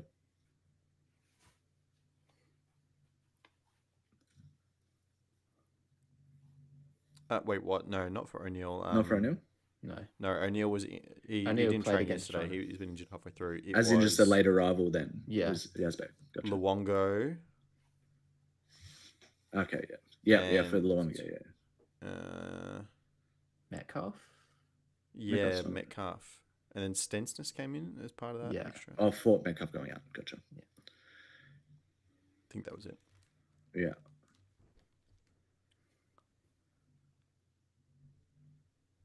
Love that Gauchi. Gauchi it's like, I remember when he first started playing for Adelaide, and I was like, who is this kid and like the mistakes he were making were simple things, and like his distribution wasn't fantastic. He wasn't great in the air and, controlling his box and things like that. Like, to see where he's at now, where those aren't issues for him, it's just insane how quickly he's developed in those areas. It just goes to show, you can, players are capable of doing this. Just need to give them a bit of faith and let them make mistakes. Turn. Go on, Geordie.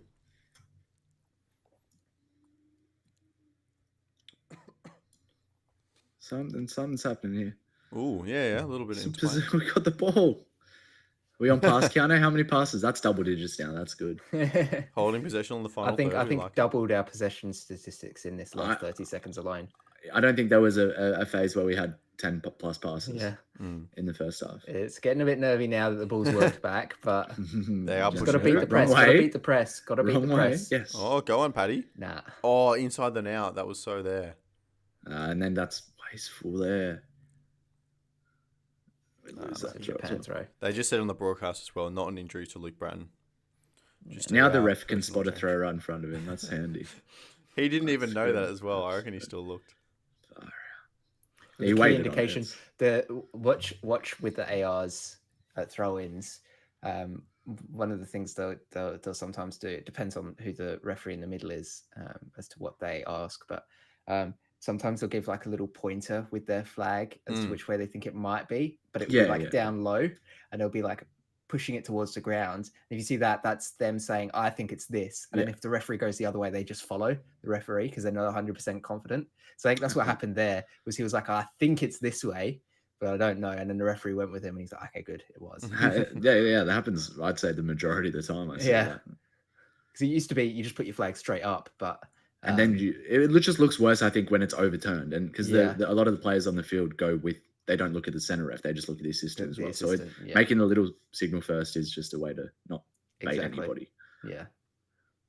Copped a futsal goal tonight like that for that reason. Awful.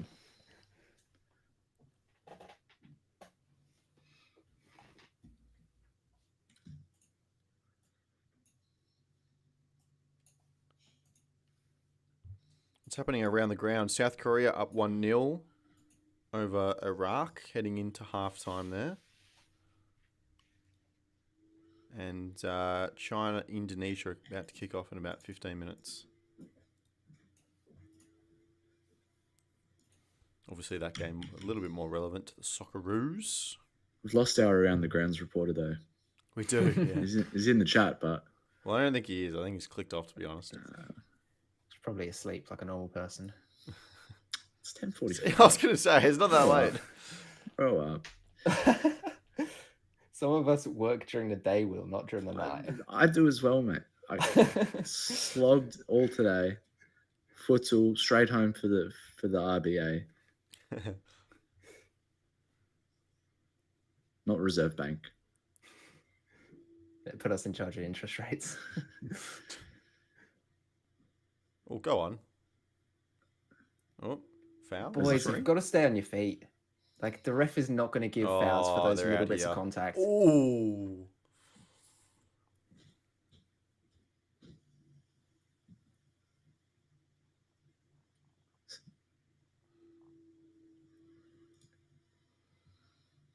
Yeah, the whistle's really gone away.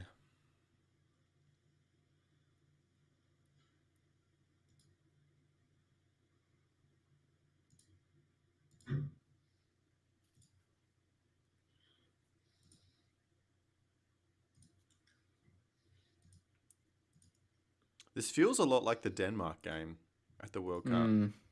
Just these two flat lines, Duke up top, trying to get the opportunity on the counter. No Matt Leckie. Here's that 5-4-1 I was talking about wanting to see more, though, defensively. So that's good. Maybe more Tunisia then. Duke flick on header. Duke flick on, I was going to say. Saying before the game that he's missed all these chances, but he scored some pretty important ones. One important one. Good Jace.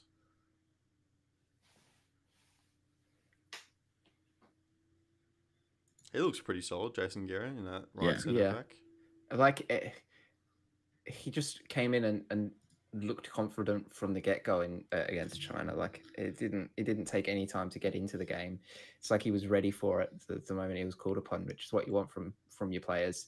Whereas Thomas Deng, I don't think, really looked up to it. And when I saw him in the squad, the full squad for the window, I thought was there probably as fullback depth, not as a starting option in defence.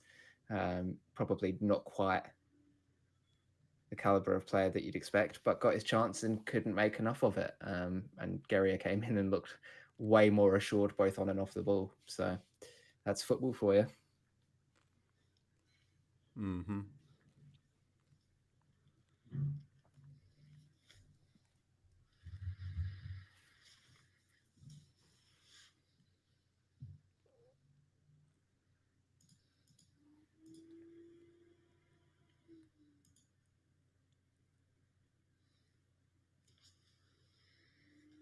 That's really good control from Minamino.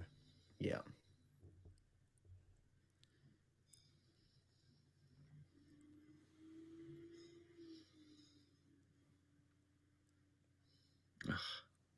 Ooh. This is where sometimes I wish defenders would take initiative.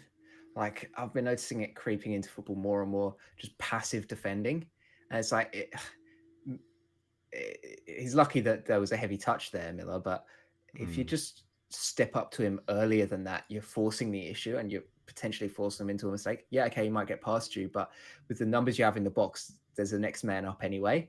The risk is so much lower than when you're playing with a back four and, sort of a mid block. And when you're sitting deep like this with 5 at the back, you can afford to do that. And I want to see that happening more because Japan looks just so good on the ball. They're able to just skip around defenders easily. If you force the issue, you put a foot in and try and at least do something, you're keeping them honest and you're making them work for it. Whereas at the moment, it's a bit statuesque out wide from the wing backs. Jordy Boss actually has done a good job of that, to be fair, and he's won the ball back quite well.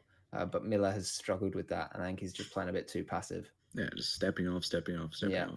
I wonder if every time he goes to dive in, though, he's just got Son Heung-min in the back of his head, like quite possibly.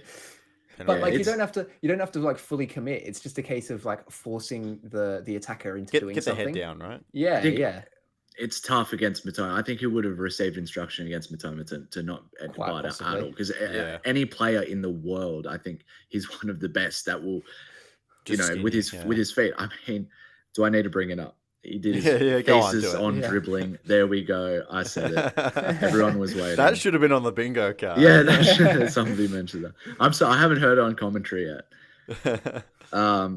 But yeah, he is so good at that. He just as soon as you show that you're gonna step to it or make a movement, he will just absolutely burst past you. So no, I get what you're saying, Jacob. I do agree overall, but I think if there's anybody just to sit back off, we saw that right then. He kind of he waited and was patient, and Matoma took a heavy touch.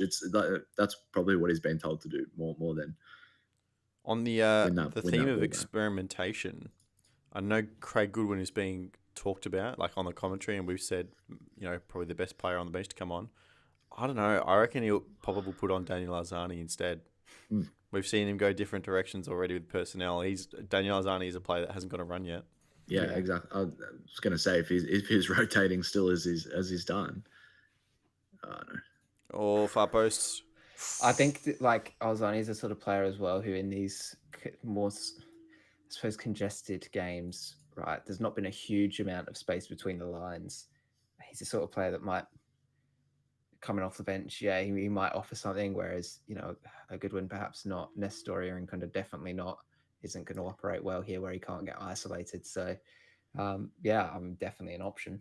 Out of the traditional wingers that we have in this squad, which, I mean, with the style that Pop is playing, it's kind of a bit bizarre that he's picked so many wingers. I think Arzani has the potential to be the best at that role, at that inside forward role. He's just a player that can literally dance past people. Yeah, just out of nowhere. He's honestly the one player in the squad that can literally do that. Oh, go! That's the sort of thing we're talking about there, though, with a little flick on. Just opens it. Oh, come on!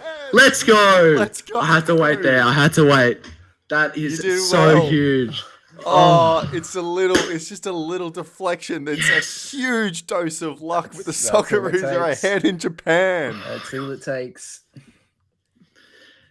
Was I saying that might be the case? That's exactly the goal that I had in my head to picture. If it wasn't a header from it's literally Mitch Duke just like against Tunisia, except it's a defender instead of a great ball though. Such a teasing, such a lucky touch. Oh, Miller has really impressed me. I mean, it's not the first man. Dangerous area. Yeah, 100%. That's lovely. So great finish. Oh. Great finish. Socceroos ahead in Japan. Oh my. Oh, my heart's going. Jeez, this would turn things around, hey. I'm lucky I didn't, I think I did predict a score. I said 5-0 Japan, didn't I? I alluded to it. I didn't outright say it. I alluded to it. But I'm glad I didn't go as pessimistic as I was thinking because By the way, first goal that Japan have conceded in World Cup qualification. They didn't concede a goal in the second phase, nor in the first 3 games of this phase. That's the first goal they've conceded. Scored it as well. So yeah, an opposition to player is yet to score against Japan still. There we go. That's the France Euros run. Well done, Harry. They had all their goals scored for them, bar 1. But no, I think I heard that on podcast, they were previewing this game, or they mentioned it. They weren't previewing this game on a European podcast, but it was Japan who got all the acclaim, and I was a little upset at the Australian coverage. Whoa, caught yourself. But I mean, it's early doors. I'm not going to say anything else about that. I'll bite my tongue. Not finish that thought, but yeah, massive. 4-0 dream. The 4-0 dream is alive and well. Sorry, Dream is a good word for it. Already in behind. That's fun. All right, take it. Take the corners. That's fun. Nah, you flick that over and turn him and go.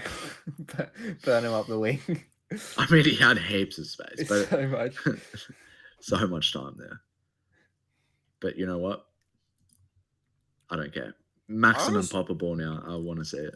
I want to see 7 defenders. I honestly don't see Australia conceding 2 goals in this game. Why would you? I could see it depends. Why? Depends how if Japan get one in the next 5, Yeah. then I could possibly see another one coming like late, like 89th onwards. But yeah, if You they wouldn't don't say get they've one had a big soon- chance, No, right? Like whatever the But I definition of a think- big chance is. I think that's Japan would soft be- as. Didn't touch him. Soft as. That's come off it. Anyway, got to deal with it now. Half an hour to go. Come on, boys. Boston Come on, Yellows are Australia. Great.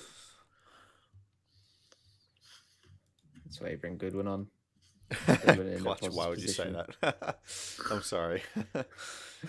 Danny, no sitting back. Got to keep the intensity and hold possession. That is the danger, right? And we've talked at length about victory under Popovic last year, conceding a lot of late goals, potentially some semi-needless changes.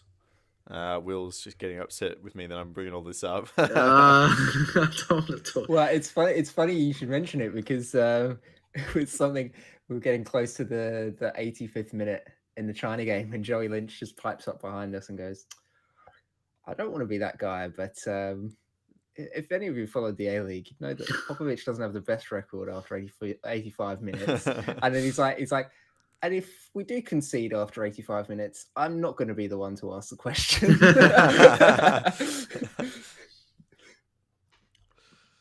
No sitting back. Got to keep the intensity and hold possession.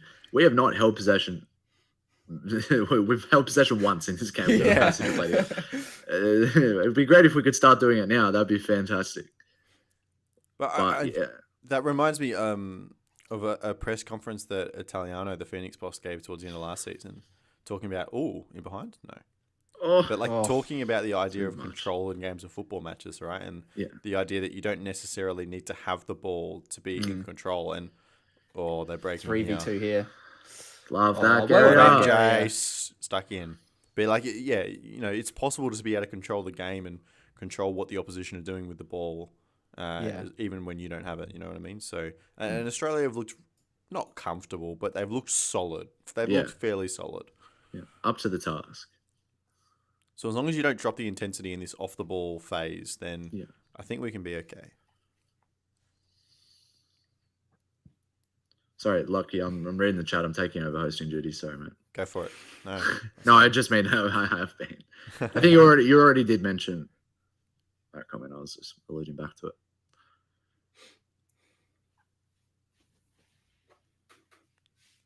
Junior Ito. All day. Okay. All day. Sorry. That's a tough one. That is a header there. It's probably not much of a threat. Running the wrong way, trying to flick it back. Can cross from out that wide all day. Yeah. That's not a threat. You would hope that the defenders are tracking their runners a bit better than that, but Yeah, but that's if you let him to the 18-yard and the byline, sure. But he had it on the corner flag. Christian says, "I told you Australia's going to win the World Cup up the Socceroos." You Christian, we delete need to ask you a points. question. I'm assuming you dipped in and out. We need to know if your stream is ahead of mine or not. Okay, if you look at the timer that's on the screen, on the live stream, I'm 45 seconds exactly behind that. I need to know what your number is. I just need to know. I was thinking how I would work it out, but that makes sense. Your scoreboard Yeah. there.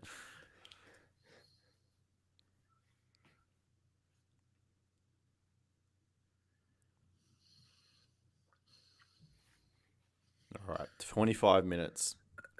It's just one of those games that I just want to skip half an hour ahead. I just want to fast forward. No, you got to live through this. This is what it's about.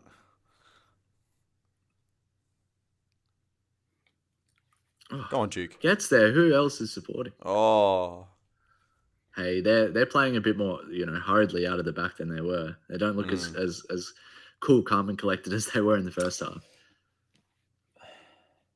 But on the other hand with that as well is it means that they're just getting the ball into the attacking third a little bit quicker. And we saw before Gary made a great tackle, but that was a 3v2 that Japan had, and you don't want too many of those happening too often. Yeah. Because Japan are probably going, right, we can't give the midfielders a chance to drop back defensively. If we can beat them quick and just try and go one-on-one with defenders.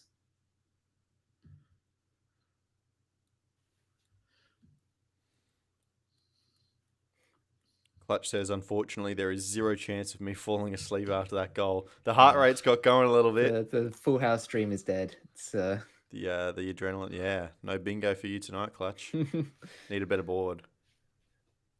It's pretty good. I mean, that's we a should good make hit one rate, for him next time.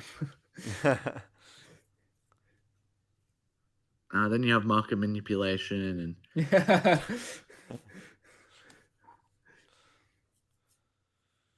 oh, dear. Come on. Oh, yes. Christian, by the way, we decided we're not calling them the Socceroos anymore either. It's not even It's just fair. Australia. We have standards. Apparently. First time I've heard of it. All right, dangerous set piece here. Well dealt with. Very well done. Well done. What a free kick. He won the header from that as well, which is good. Danny says changes? Question mark. No, I don't think so. Yeah, I'm good. I don't think you want to upset the apple cart too much. You're not going to sub any of the defensive, the centre backs, the 3 centre backs. Yeah, they've all been playing fine. You're probably going to take out Boss potentially at one point just for fresh legs. He's on a yellow as well. He's on a yellow. That's the only shout I would consider in that back line, at least. Definitely, there's some fresh pressing legs up top would be good.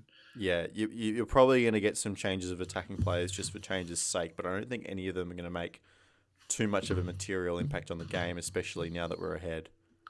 Oh, that's a great play. Lovely. Oh. Still there. It's still there, just the edge of the Ref, box. where's the foul? No, there's no foul. Come on, spurt it out. He's sitting on the ball. Oh, they're fighting for it. Come on. What, do you want him to just disappear? They are up for that. That was lovely. That was really nice. Yeah, It was well defended though. He didn't overcommit. Just stood. Suter. I thought that was you controlling Sutar and Rush. That was way quicker than what I can do. Play. Oh, go line. Oh, he just pinged that into his feet. Oh, Miller, stop it! They've retained possession extremely well there. Just half space. Capture that 30 seconds. That was perfect there. The thing, Danny, is if Goodwin comes on, he's not going to be stretching because he's going to be asked to play in the half space. It's going to be the wing backs that are stretching. That's just Popovic for you. You're not going to get adjustments like that in the middle of a game. You're just not going to see it. The only way that would happen is if he's on for Boss, which probably won't happen. Sure, yeah. But Goodwin can hit the corners if we're just launching it into the corner and having one player or two players chase it. Well, that's the thing. Like Goodwin gives you that delivery from set pieces. That's just as well. So deadly. Oh, go on, Geordie, round the outside. And with the few. Well, I don't think there's really been a proper chance from open play that Australia have created. Obviously, the own goal, but set pieces could be the big thing now. If they get a corner or if they get a free kick in a decent area, you're gonna need somebody to offside put a good delivery on it. I don't know. No. Good run, Duke. Good That's a really nice 5 minutes. effort I know there. Andy Harper just said the same thing, but that's really good. So I didn't hear it, Lockie. Claim it as your own. Yeah, I'm forgetting? Everyone's doesn't have Paramount Plus, and they're just hearing us. Yeah. Really good 5 minute period. Because Excellent obviously, you're always dangerous to concede right after you score a goal, but they've done well.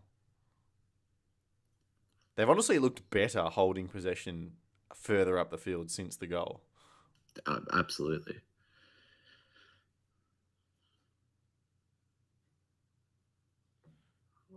Corner. Ooh. Don't think the ref can hear you, Will. It's not loud enough. When's the next AFC window in terms of club games? No idea. Is it just the one A-League game or one or two A-League rounds before we go back? I think it's 1. So next midweek we got more Champions League. I believe so. Nice. That San Frecce game is going to be big. Oh, and Shanghai Port, I think, for the Mariners. Yeah. Shanghai Port is a week away. Yeah, next It is Wednesday. next week. Nice. Okay, cool. 9 p.m. Nice time slot. That'll be good Nice for us. time slot. It's good. Back on the live stream for sure. We don't have a really good track record of Mariners live streams this year. So Cursing them. Wednesday nights.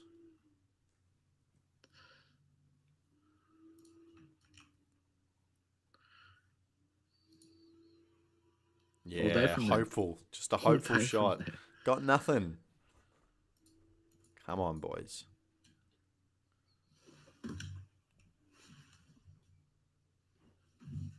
Joe who? Did you guys hear that? Yeah, what? Joe Gucci? Come on, Andy.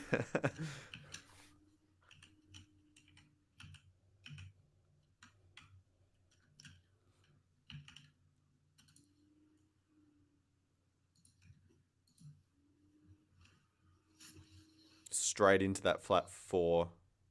Oh, no, not quite, actually. Oh, geez, that's sloppy.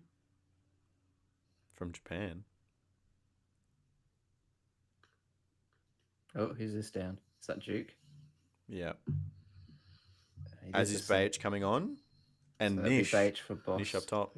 And yeah, Felipe up for Duke. Stammer just not getting a look in. Damn. I mean, Felipe did score a goal. Yeah. Probably like a fair bit quicker if he's going to be, isolated. It's probably important to have a bit of pace, Yeah. speed to get in behind. And then Bage for Boss, as we predicted. Yeah. Get away with the poppies on a yellow that I'll let you off this time. Well, and also need a more defensive profiled No, wing I back. like it. So Yeah, good change. I'm harsh on Bage. There's not a better. I want to say his third choice behind Farrell in my eyes. But Farrell can't play as the wing-back role, though. No. Yeah. Go on, Nish. Chase him down. Yeah, good. They don't want it. I really like Cam Burgess. I don't think there's a big difference between him and Rounds, but just his physicality is just, and his size is such an asset. yeah. Yeah. Rolls just been playing, a lot more minutes. Only thing, I was a little bit surprised that Burgess came in as he has only played once in August for Ipswich. Had that injury, Yeah. but just not much club football under his belt at all. So it's good to see him being backed, though. I do think he's one of Australia's best 3 centre backs. Sam says, Will, you're spot on regarding Nishan Felipe. Danny asked you. what type of player is he? He actually plays on the wing. He's Good, Gauchi. to nail a football cliche for you. He's got pretty good feet for a big man. Relatively tall. Can play out wide, but he also can play in narrow areas as well. And Popovic has used him at striker, obviously, so far under the Socceroos. But he is good with his feet. He can finish. He's got a bit of pace as well. not like the Irankunda pace or the Arzani like dribbling, but he's pretty well rounded player. Just watching that replay, I don't know what the defender's going for with his right foot there. That's never That's a on with brain his right. fade. He's trying to, outside of the boot on his right there. It's never ever the technique. It wasn't even a difficult clearance, I don't think, on the left. It's not a tough clearance. It's a side foot out. Like, I'll take it. But Sam you says mentioned- loving the Lewis Miller redemption arc. Yeah, I feel absolutely. like he's probably been like in the frame in bits and pieces over the last 12 months, but he's just been injured at awkward times. Yeah, it's injuries is the problem for him. I think he only had 4 caps before this. Offside. These two. Oh no. He's literally blocked a player from offside position. Oh, that's an own goal. 2 own goals. Cam Burgess, yeah. I swear he got blocked from a player in an offside position, Lewis Miller. I don't know if he was offside. He was. I mean, that ball was going in anyway. Nah, he's not off. Number 7, Japan. I Shepherd. don't think he was off. Matoma. Oh, yeah. I mean, he has to get something on it. There's a Japanese player right behind him.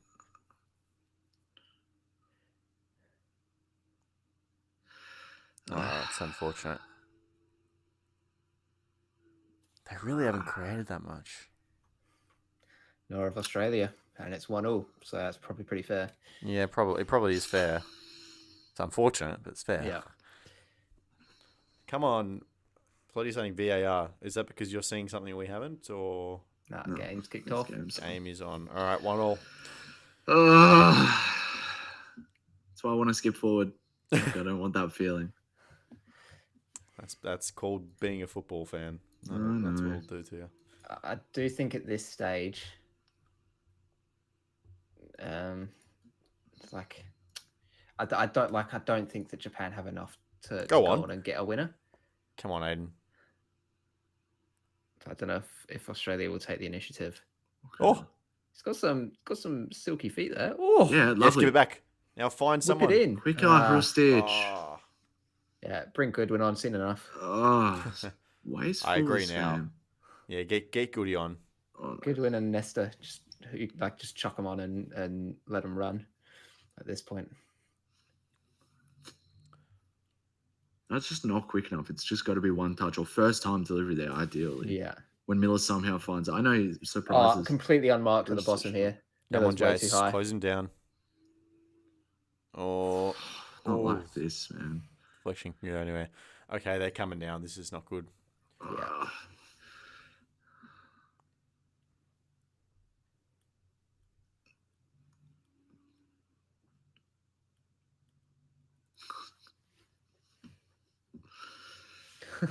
Will is suffering.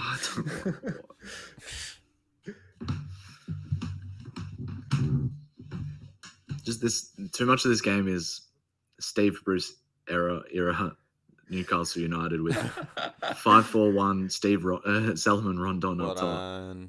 Rondon. Just isolated as hell. Somehow we go ahead and then no, the man open far post. Whoa. That's fine. Just play a 9-1. That's not what they're doing, instead, but just these late goals. Offside. Yeah, she's got that every day anyway. Gotcha. Gucci. Love that Gucci. Gucci gang. Oh, God. That was a simpler time, wasn't it? The Gauchi gang. Is that his fan club? The Gauchi gang? It should be. You used to have a group of people at Aleksandar games with the Pool Izzo fan club would just dress up. They used to wear neon green kits, and so they'd come in bright neon green clothing and sit behind the goals. And it was just to cheer on Pool Izzo. Nice. Oh, ball still in. Oh, well read. Good block. Yeah, he was on there. God, present an option, boys. Come on.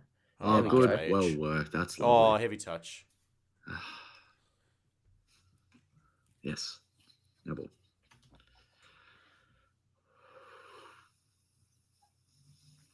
See, how is that not a block though? You did get him before Harpstead there. Before Hill.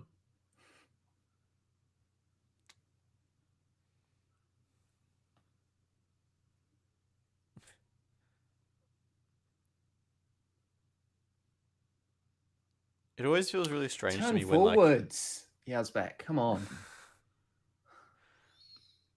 There I we always go. find it funny Oh. when like Good. sorry, I just interrupted you twice.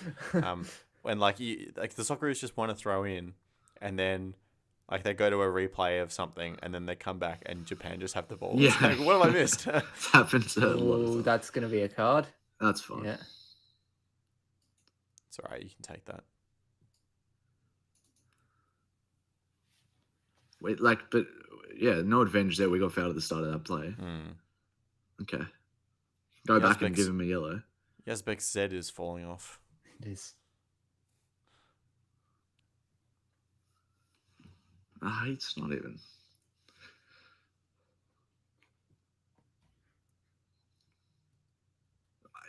I'd swear they've halved the speed that the clock is going down. So dramatic, Will. It's a I conspiracy. want to know. The whole game been looking bang, that's ticking along, and then I looked, it felt like 15, and it was 3 minutes has passed.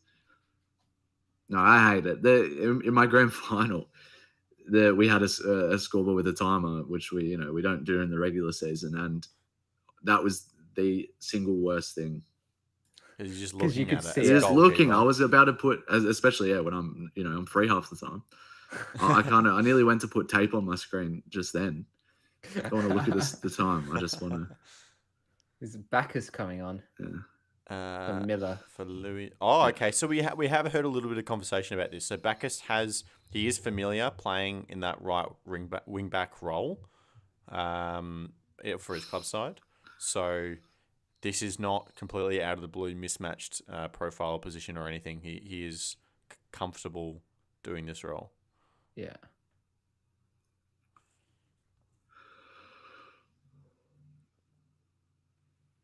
Do we lose a lot with Boss off? No, I don't think so. Maybe going forward, obviously, Bates is a little more defensively minded, but I think we're holding on for a point now. And even then, Boss offered that option in transition to just carry the ball forwards, but it's not like he was creating anything when he got into the attacking third anyway. I don't think we lose a lot. I think he wants to do. Beige wants to do exactly the same things. He's just not as good at it. Yeah. But it's in the profile is very similar. But in overall quality, yes, I agree, Danny. Fabian says, "Bring on Cahill." A few years ago, maybe. Shay Cahill signed a contract with, was it Forest? Did he? Couldn't make the Brisbane Roar NPL team. Yeah. And sure, signs for a Premier League academy. Yes, makes sense. Sorry, Timmy, if you're watching. It'll be good. Will hates It'll be you. good.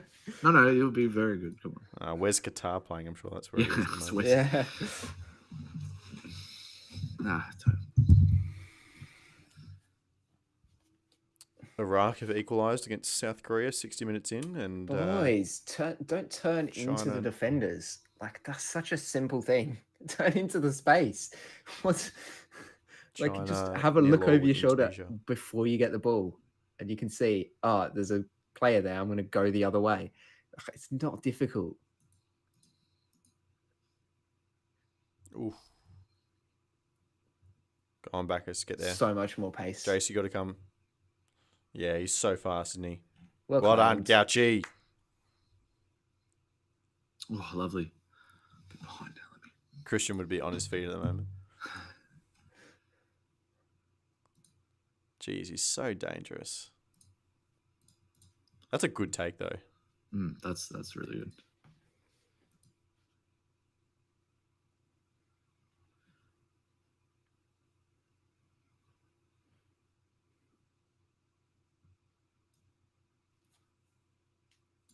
Well won. That's it. Good. Turn the Oh. other way. Oh, Irvine, man, you were so good in that one half against China. And now you've just reverted back. You have to acknowledge though, like 5 minutes to go away to Japan. Yeah, I do get that, but there was so much space. There's so much space to turn into.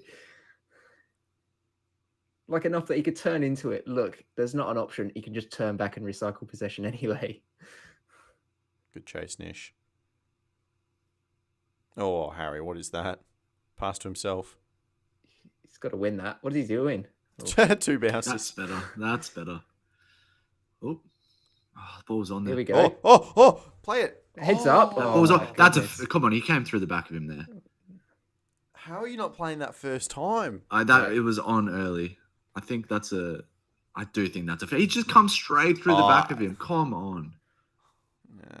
Watch the replay. Yeah, okay. Yeah. That angle looks a lot worse. Yeah. Yeah. I thought backed that into him. yeah. Yazbek's yellow was. I know it was stopping a break, but barely touched him compared to that. Well, yeah. I mean, Even the classification you just gave that statement was the reason for the yellow card, right? I know. But the ref didn't even give that as a foul. If they were both fouls, I'm like, oh yeah, the yellow is the difference because it's where Play it inside. was. Oh. Yellow is difference, but the fact that he just didn't even receive a foul for that. Come on, boys. Wipe Come him on, out, Nish wipe and him out. Blue Over play. two Oh, misses there. gee, this guy. Oh, geez, On on the skates overlap, here. whip Oh, it well in. done, Bacchus. He He got read the run. defended. Yeah. Now you got to go and just drive Well with it. done. Lovely. That was really good. Here comes Goody Probably about 10 minutes too late. for Frustich. He's got time. Yeah, that for a stitch. I understand not, as we said, not rocking the boat there when we were up, but lovely. Good tackle. Oh, well done. But Oh, That was a was a full-on Kevin leg Muscat breaker kind of from. block from tackle. Irvine. He's going for a little block tackle. Oh, so much space. oh, jeez. It's out. Right. Thank you. Oh, wait, foul. Yeah. Come on. Come on, boys. Come on, Aussies. Sam says Popovic didn't want boss defending that Ito on a yellow card. Yeah, Yes, absolutely. Absolutely. Absolutely. Ooh, little update from around the grounds. China are ahead. Oh, they are too. 1-0 up over Indonesia. What does that do for us? Yeah, I think that's all right because Indonesia on 3 points. Correct. Yeah. We definitely prefer China to pick up the 3 there. Indonesia 3 draws. Wow. Yeah. Draws against Saudi Arabia, obviously Australia, and Bahrain. And then China, obviously the 3 losses. So that win would even those 2 teams up. So taking points off each other in terms of the other teams in the group. And then Saudi Arabia played Bahrain, who have been resilient. They lost 5-0 to Japan, obviously, but then the 1-0 win against us and a draw against Indonesia. Hopefully, they could get something off Saudi Arabia. That would be a big help. Yeah. I think that's the way you... But, I mean, it just sets up an absolutely massive clash at Amy Park in the next window, right, against Saudi Arabia. That's so, so big. That will mark the halfway point in the third phase of qualification and potentially... if they win that game, the Socceroos will be in second spot, no matter what happens. So that's good. Goodwin's caught him quite high there. Get up.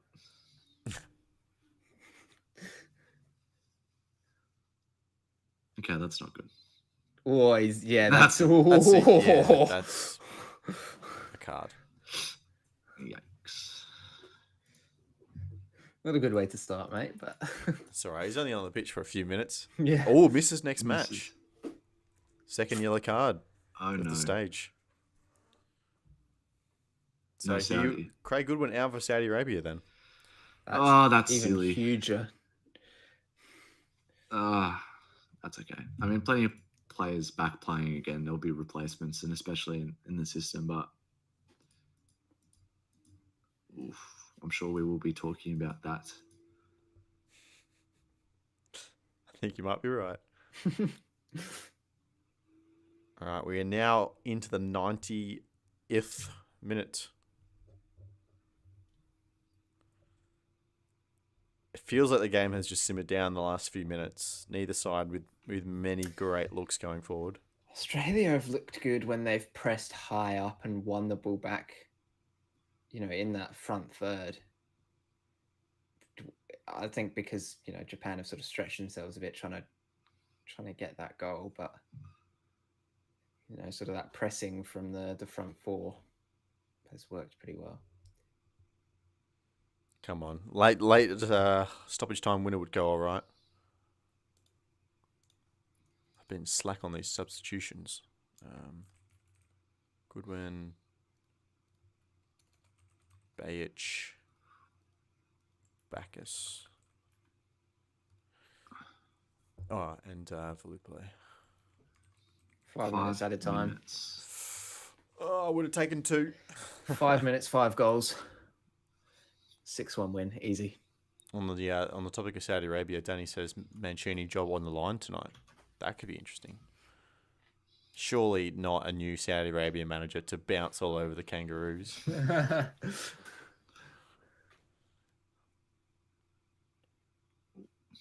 I think we just take the point here, lads. I think there's a certain Graham Arnold looking for a job, isn't there?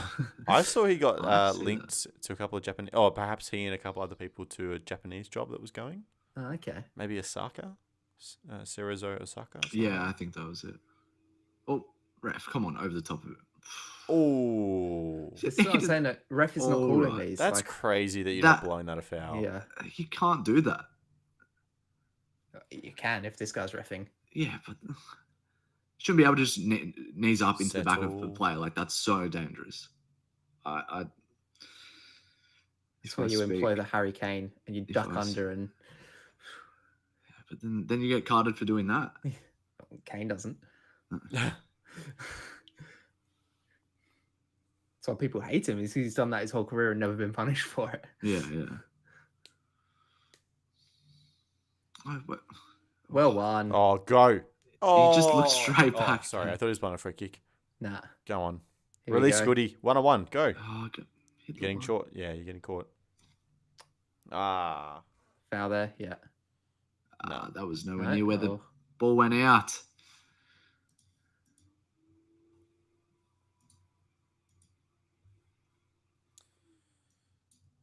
Come on. A few more minutes. We are 92. 3 minutes left. Come on, Aussies. Just hang on.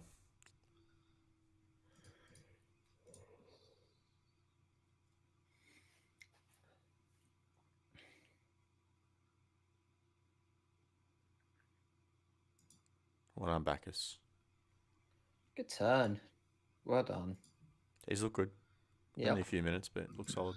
The only thing was when he was beaten for pace after he'd just come on, but Mm. otherwise he's been pretty good.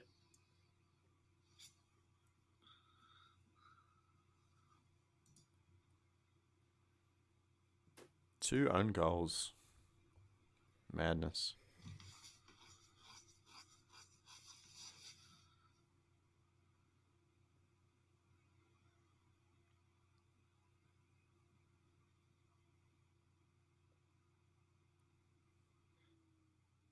In the context of things for Japan, though, like this result really is fine for them. A draw would still leave them 5 points clear of second place after 4 games. It's a pretty good position to be in. So much time. What is that What's ball? that? Oh, It's all right. it's a corners. It's a touch finder. That's Burn the all right. clock. Just it was on earlier though. When Mm-hmm. I don't know, was it McGree? Was in the same hemisphere as Oh, no. Oh, Yeah, good. That's a good yellow. needed that. Jeez, referee coming in hot. It's Dude, all right. Like we know, it's all right. It's good yellow. Good yellow. You got to take those. I don't want to be. I mean, I'm still. It's not to justify the result or anything, but I'm not that impressed with the officiating in this game. Wildly inconsistent. I don't want to sound like a salty fan. We lot say of that the- in Asia all the time. I don't think it's It's- been inconsistent. I just don't think it's been very good. Like I think it's been he's consistently not called things. and I think that that's been the problem.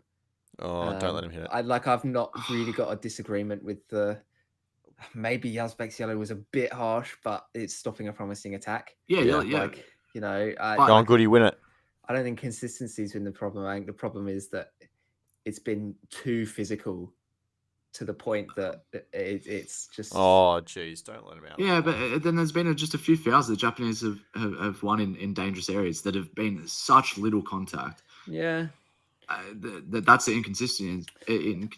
I think True, Yazbek's was true. fine, yellow, because he stops an attack on halfway or whatever.